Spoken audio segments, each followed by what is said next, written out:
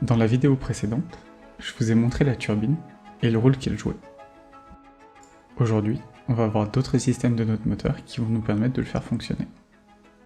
À commencer par le carburant. On va avoir un réservoir qui contiendra du carburant pour alimenter la turbine et le propulseur. Je vais tout d'abord commencer par créer une interface. Elle est relativement simple. On aura juste deux fonctions qui nous permettront d'ajouter ou enlever du carburant. Cette interface, pour la faire fonctionner, il va falloir qu'elle soit attachée à un script. Ce script va être une classe, qu'on va nommer Fuel Tank. Cette classe, elle sera en charge de stocker le carburant de notre moteur. On va avoir besoin d'une variable qui va définir la taille de notre réservoir, puis la quantité de carburant qui est actuellement dans le réservoir. Quand on va lancer le jeu, on va dire que la quantité dans le réservoir est égale à la capacité maximale. On va en sorte remplir le réservoir. Puis, on va implémenter les deux fonctions de notre interface. Quand on ajoute du carburant, on va faire attention à ce que la quantité qu'on ajoute ne dépasse pas la quantité maximale du carburant. Et quand on en enlève, on va s'assurer que la quantité de carburant est bien disponible dans le réservoir. Une fois dans Unity, je vais pouvoir sélectionner les deux moteurs, ajouter le script qu'on vient de créer, et je vais passer en debug mode. Là, on va pouvoir voir la quantité actuelle de carburant. Comme on voit, elle est à 0, c'est normal, le jeu n'a pas été lancé. Maintenant, quand je vais le lancer, on va voir que la quantité dans le réservoir est bien égale à la quantité maximale de carburant. Le carburant n'est pas la seule chose qui va être contenue dans un réservoir. Ça va être aussi le cas pour l'énergie, qu'on va vouloir contenir entre 0 et une quantité maximale. Pour ça, je vais donc créer un script. Ce script va être très ressemblant au réservoir de carburant qu'on a fait juste avant. Il va nous permettre de gérer une quantité entre 0 et une quantité maximale qu'on lui donnera. On va maintenant pouvoir modifier notre réservoir avec le script qu'on vient de créer. Je vais pouvoir remplacer la quantité maximale du réservoir par le script qu'on vient justement de créer. Je vais aussi pouvoir retirer la variable value qui contient la quantité de carburant puisqu'elle est aussi contenue dans la capacity. Maintenant, au démarrage, je vais set la value au maximum value. C'est ce qui va remplir notre réservoir. Dans le add fuel, je vais juste faire un capacity.add la valeur que je souhaite. Et dans le remove, je vais pouvoir faire de même, mais cette fois en enlevant la quantité que je souhaite à la capacity. Aussi, j'ai une erreur en haut, c'est normal puisque la value n'existe plus. En fait, on va récupérer la value de la capacity. Le réservoir fonctionne comme avant, sauf qu'on l'a légèrement simplifié. Et en plus, cette simplification va nous permettre de la réutiliser un peu plus tard pour la réserve d'énergie. Maintenant que notre réservoir est terminé, on va pouvoir créer une interface qui va nous permettre cette fois-ci d'utiliser le carburant qu'il y a dedans. Cette interface va être vraiment très simple. Elle va juste contenir une variable qui va nous donner la quantité de carburant dont a besoin le script qui va l'utiliser. On peut aussi voir que cette interface hérite d'une seconde interface, qui est IEnable.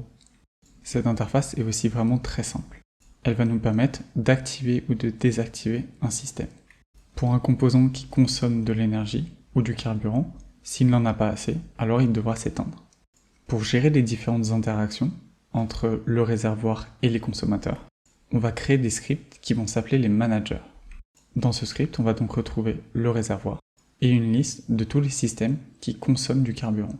On va tout d'abord initialiser au lancement du jeu le réservoir et la liste, et récupérer la liste de tous les consommateurs. Puis on va avoir une fonction qui va nous permettre de récupérer la consommation de carburant de tous les consommateurs et de l'enlever au réservoir. S'il n'y a plus assez de carburant, alors on désactive les systèmes. Quand un système sera consommateur de carburant, on aura juste à lui ajouter l'interface, comme avec la turbine ou avec le propulseur. Tout à l'heure, quand le jeu était lancé, notre réserve de carburant était toujours au même niveau. Maintenant, quand on va rajouter le Fuel Manager, on va voir que notre carburant descend. C'est dû au fait que la turbine et la propulsion consomment du carburant. On va d'ailleurs voir que pour l'instant, la propulsion, elle est nulle, mais que si j'avance, la consommation de carburant est beaucoup plus importante. La partie sur le carburant est maintenant finie, on va pouvoir passer à l'énergie. Vous allez voir, c'est assez similaire par rapport à ce qu'on a déjà fait pour le carburant. On va là encore commencer avec une interface qui va être notre batterie. à laquelle on va pouvoir ajouter ou enlever de l'énergie. Maintenant que l'interface a été créée, on va pouvoir créer une classe qui va hériter de cette interface. Cette classe va être exactement la même que notre réserve de carburant, mais cette fois pour la batterie. Et comme pour le carburant, on va aussi créer des consommateurs, mais aussi des producteurs. Pour ce qui est de notre manager, ça va être plus ou moins la même chose que notre manager pour le carburant. Mais ici, on va aussi rajouter une liste de producteurs et une fonction pour la production d'énergie. Tous les producteurs d'énergie vont permettre d'augmenter la charge de la batterie. Et puisqu'on parle de production d'énergie, on va créer une classe qui va nous permettre d'en produire. Comme vous pouvez le voir, cette classe est relativement simple.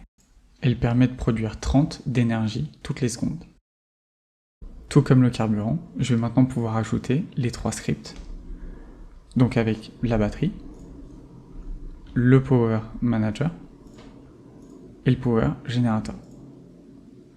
Si je passe en debug mode, on va voir donc que notre batterie est chargée à 0. C'est normal, il va falloir qu'on lance la simulation pour que ça fonctionne. Quand je vais le lancer, on va voir que notre batterie est à la charge maximale et que le Power Generator génère en ce moment 30 unités d'énergie par seconde. Pour ce qui est de l'énergie, c'est maintenant terminé et on va pouvoir passer à la chaleur. Et vous allez voir que ça va rester très similaire par rapport à ce qu'on a déjà vu. On va là encore créer 2 interfaces, une pour la production et une pour la dissipation de chaleur. Pour ce qui est du manager, dans ce cas-ci, on ne va pas vraiment avoir de réservoir de chaleur. Donc c'est le manager qui va gérer cette chaleur-là. On va pouvoir en ajouter et en enlever, mais on n'aura pas de maximum qu'on pourra atteindre. Pour refroidir notre moteur, on va avoir besoin d'un dissipateur thermique. Chaque seconde, le dissipateur thermique va enlever de la chaleur. Dans Unity, on va pouvoir rajouter notre Heat Manager. Quand on va lancer notre simulation, on va voir que notre chaleur va augmenter. C'est normal, tous les systèmes vont produire de la chaleur. Maintenant, je vais arrêter la simulation et rajouter notre Heat Dissipator. Quand je vais l'activer, on va voir qu'il va consommer de l'énergie et il va nous dissiper une certaine quantité de chaleur. Maintenant, vu qu'elle est supérieure à ce que tous les systèmes produisent en chaleur, la chaleur reste à 0. Et voilà, notre système de chaleur est maintenant fonctionnel, tout comme notre système de carburant et notre système d'énergie. Merci beaucoup d'avoir regardé cette vidéo, et à la prochaine.